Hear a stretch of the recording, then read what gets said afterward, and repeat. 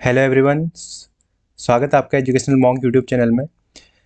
इस video lecture में हम जो उत्तराखंड यूके ट्रिपल एससी की जो पीवाईक्यू सीरीज चल रही थी उसी का लेक्चर नंबर 13 करने जा रहे हैं। और ये लेक्चर सीरीज आपके आगामी एग्जाम जो भी यूके ट्रिपल एससी कराता है उसके लिए तो बहुत ज़्यादा इंपॉर्टेंट है। साथ ही आप इसको यूके पीएससी के लिए भी रेफरेंस में ले सकते हैं। ये आपके आगामी एग्जाम वीडियो वीपीडीओ पटवारी पुलिस और कनिष्ठ सहायक ग्रुप सी के जितने भी एग्जाम होते हैं उनके लिए बहुत ज़्यादा हेल्पफुल होने वाले हैं। अभी तक हम 12 लेक्चर कर चुके हैं और हर लेक्चर में हम 10 क्वेश्चन प्लस उसके ऑप्शंस की हेल्प से हम क्वेश्चंस को डिस्कस करते हैं और उसका ऑल ओवर जितने भी प्रोबेबल क्वेश्चन होते हैं उनको कवर करने की कोशिश करते हैं। तो आज के लेक्चर की शुरुआत करते हैं आज के पहले क्वेश्चन से।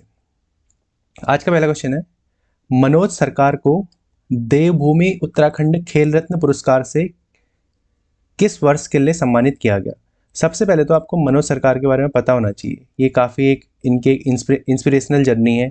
इन्होंने जो अचीव करा है, ठीक है, वो बहुत ज़्यादा कमेंडेबल है। उत्तराखंड का नाम रोशन करा है इन्होंने ऑल ओवर द वर्ल्ड। वो कैसे करा है वो भी देखते हैं तो समझते हैं। जो मनोज सरकार है, ये है मनोज सरकार। इन्होंने टोक्यो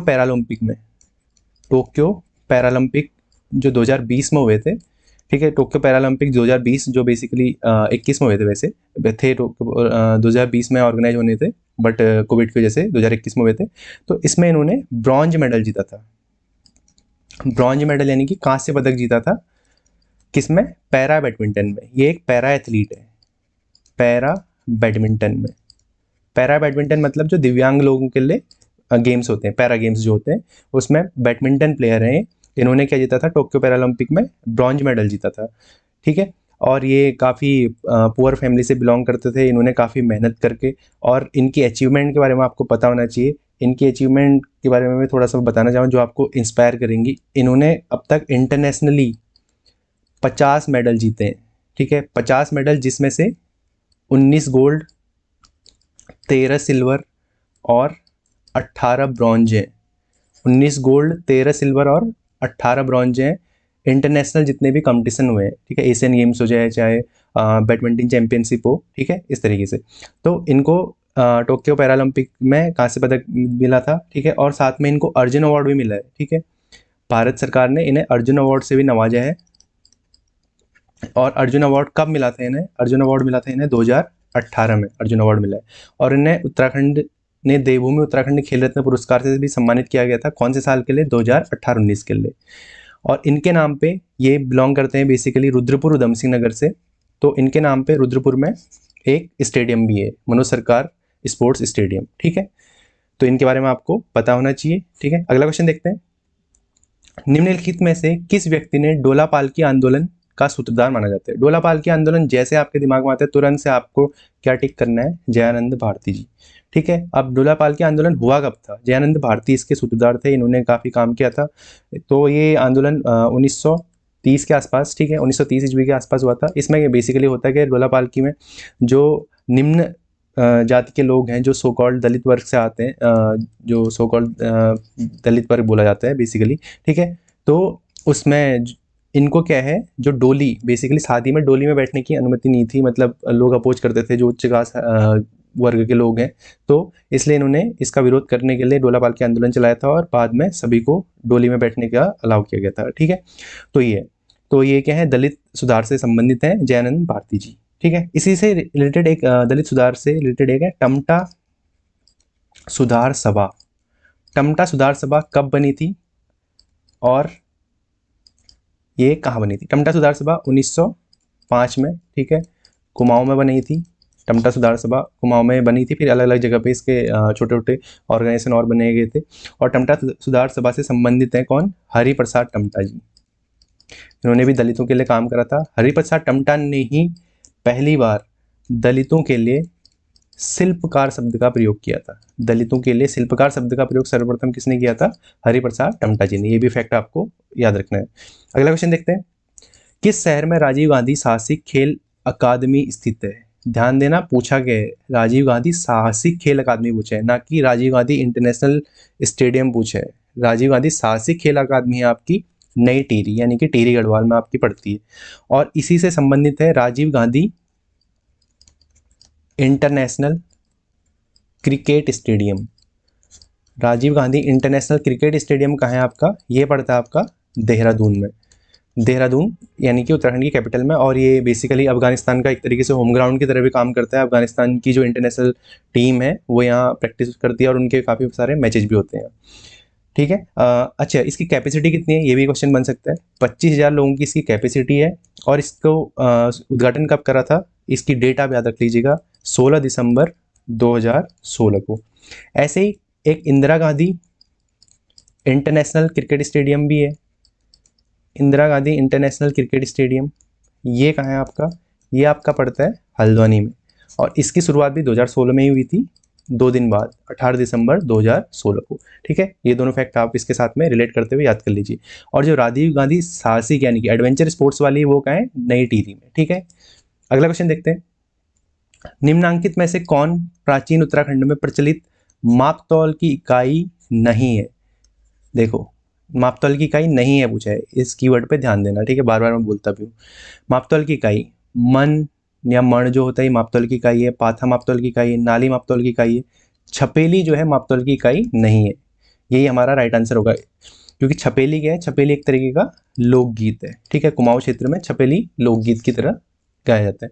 अच्छा, तो मापतौल की इकाई के बारे में थोड़ा सा समझ लेते हैं। क्वेश्चन बनाया तो इससे थोड़ा सा और इसमें डिस्कस कर लेते हैं कि और क्या प्रोबेबल इससे क्वेश्चन बन सकते हैं, ठीक है। अब जैसे इसमें सबसे पहले मण, मण या माणा, माणा बोला जाता है, कहीं मन भी बोला जाता है, मन या माणा, ठीक है, दोनों एक ही चीज़ है। तो एक मन में होते हैं 40 kg, ये भी आप याद रख लीजिएगा, 40 kg, यानी कि ये किसका भार मापने के लिए इकाई है 40 kg।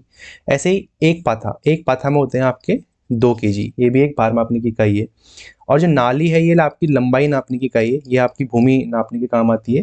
16 मुट्ठी बीज, 16 मुट्ठी बीज जितने एरिया में डिस्ट्रीब्यूट हो सकते हैं उसको, उस लंबाई को क्या बोला जाता है, एक नाली बोला जाता है, ठीक है। ये आप ये क्या है, जमीन नापने के लिए यूज की जाती है। अगला क्वेश्चन देखते हैं, निम्नलिखित में से किस स्थान को धनुष तीर्थ के नाम से जाना जाता है। धनुष तीर्थ, धनुष तीर्थ किस स्थान को बोला जाता है, टिहरी को धनुष तीर्थ के नाम से जाना जाता है, ठीक है।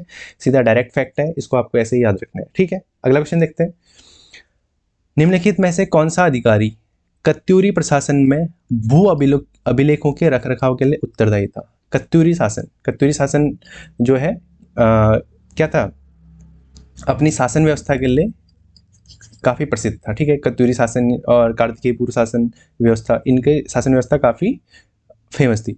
अच्छा, इसमें क्या है, कुछ जो अधिकारी थे जो भू अभिलेखों का रखरखाव के लिए काम करते थे, तो भू अभिलेखों का रखरखाव जो करते थे उनको क्या बोला जाता था, पट्टकोषचारिक, पट्टकोषचारिक या पट्टकोषचारिक। और इसी का एक और नाम है पट्टकोषचारिक का ही उपचारिक। अगर आपको एग्जाम में उपचारिक मिले वो भी यही है, ठीक है। ये भू अभिलेखों के लिए ये काम करते थे ये अधिकारी। ऐसे ही कुछ और अधिकारी होते थे, प्रांतपाल। प्रांतपाल किस लिए होते थे, पॉज करके आप आंसर करने की कोशिश कीजिए। प्रांतपाल होते थे सीमाओं की रक्षा के लिए, सीमाओं की सुरक्षा के लिए क्या होते थे, प्रांतपाल होते थे। ऐसे ही घट्टपाल होते थे, घट्टपाल अधिकारी। घट्टपाल किसके लिए होते थे, गिरिद्वार रक्षक, यानी कि जो गिरिद्वार होता है बेसिकली जो गेट में बेसिक बोल सकते हैं, गेट के रक्षक, ठीक है। इस तरीके से कत्यूरी शासन में अलग अलग अधिकारी होते थे, तो ये उनके कुछ इंपॉर्टेंट अधिकारी हैं, ठीक है। अगला क्वेश्चन देखते हैं, निम्न में से कौन गढ़ केसरी के नाम से प्रसिद्ध है। गढ़ केसरी के नाम से प्रसिद्ध है आपके अनुसुईया प्रसाद बहुगुणा जी, ठीक है। अनुसुईया प्रसाद बहुगुणा जो है, इनको गढ़ केसरी बोला जाता है। इनसे रिलेटेड कुछ फैक्ट देख लेते हैं। इनका जन्म हुआ था कहाँ, नंदप्रयाग में। नंदप्रयाग कहाँ, चमोली में। नंदप्रयाग चमोली में इनका जन्म हुआ था। ये पेशे से वकील थे, ठीक है, वकालत करते थे। और इन्होंने क्या करा, इन्होंने 1918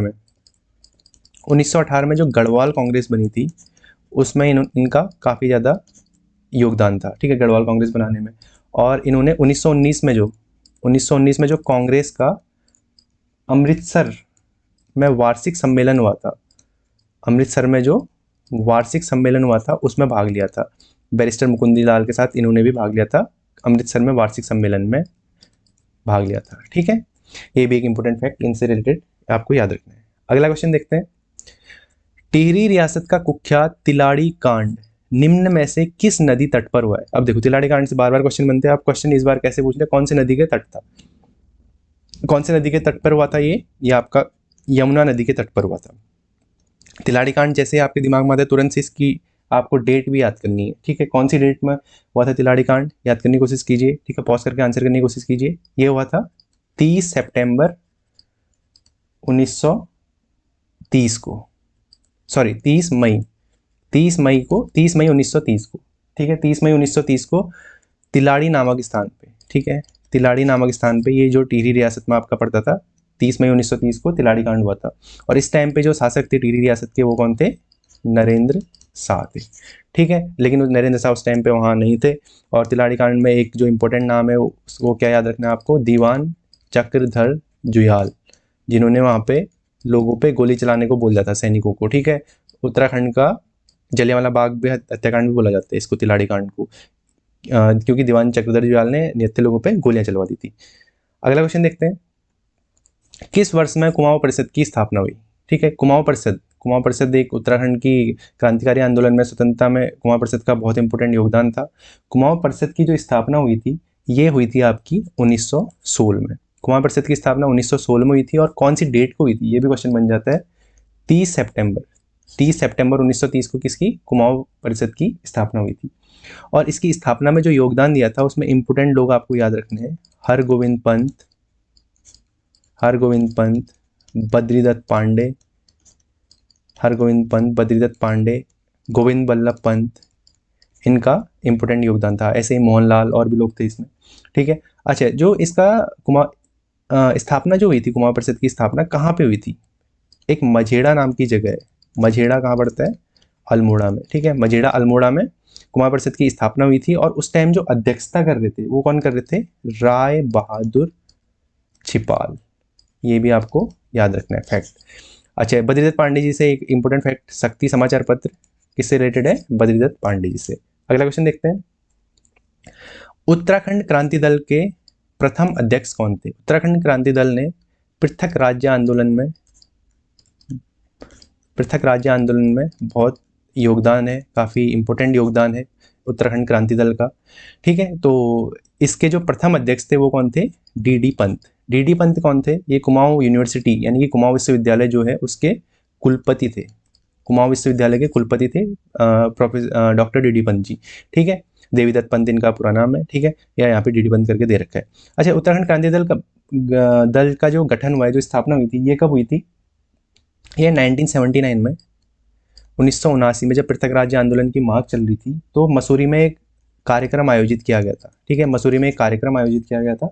उसी सम्मेलन में क्या हुआ, उत्तराखंड क्रांति दल की गठन किया गया, ठीक है। इसकी मांग तो काफ़ी टाइम से चल रही थी, जो उत्तराखंड स्पेसिफिक एक राजनीतिक दल होना चाहिए, तो यहाँ पे मसूरी में 1979 में इसकी स्थापना की गई थी। और इसके पहले अध्यक्ष कौन थे, डॉक्टर डी डी पंत। अच्छा, फिर क्या हुआ, कुछ टाइम बाद आइडियोलॉजिकल डिफरेंसेज की वजह से 1987 में इसका विभाजन हो गया। और विभाजन के बाद इसके अध्यक्ष कौन बने थे, काशी सिंह ऐरी। और इनका चुनाव चिन्ह भी कभी एग्जाम में पूछा जा सकता है, इसका यूकेडी का चुनाव चिन्ह क्या है, कुर्सी, ठीक है। क्योंकि इनका उत्तराखंड पृथक राज्य आंदोलन में बहुत इंपॉर्टेंट योगदान था, इसलिए इससे क्वेश्चन बनते हैं। अच्छा, फिर इससे एक इंपॉर्टेंट फैक्ट आपको ये याद रखना है, इन्हीं से संबंधित थे आपके त्रिवेंद्र पवार। कौन थे त्रिवेंद्र पवार थे यूकेडी के उपाध्यक्ष। और ये क्यों इम्पोर्टेंट है, क्योंकि इन्होंने पृथक राज्य आंदोलन के लिए संसद में पत्र बम फेंका था। और कब फेंका था, ये 1987 में ही फेंका था, ठीक है। ये भी आपको इंपॉर्टेंट फैक्ट इससे याद रखना है। तो इस तरीके से हमने आज के क्वेश्चन करे। अब आप पिछले जो भी लेक्चर हैं आप उनको भी रिवाइज करते रहिए, ठीक है। ये आपके लिए बहुत ज़्यादा बेनिफिशियल होने वाले, क्योंकि ये सारे के सारे एग्जाम ओरिएंटेड है, उससे इनसे आपके एग्जाम में क्वेश्चन बनने के चांसेस बहुत ज़्यादा है। तो अगर आपने अभी तक प्रीवियस लेक्चर नहीं देखे तो आप उनको भी देख लीजिए, ठीक है। ये लेक्चर सीरीज इसी तरीके से कंटिन्यू रहेगी, ठीक है, जब तक आपका एग्जाम होगा, ठीक है। इस तरीके से मैं पूरा का पूरा सिलेबस आपका रिवाइज भी हो जाएगा और एक तरीके से सिलेबस भी कवर हो रहा है, ठीक है। इसको आप एकदम इंपॉर्टेंट लेते हुए चलिए, ठीक है। बाकी देखते हैं नेक्स्ट लेक्चर में।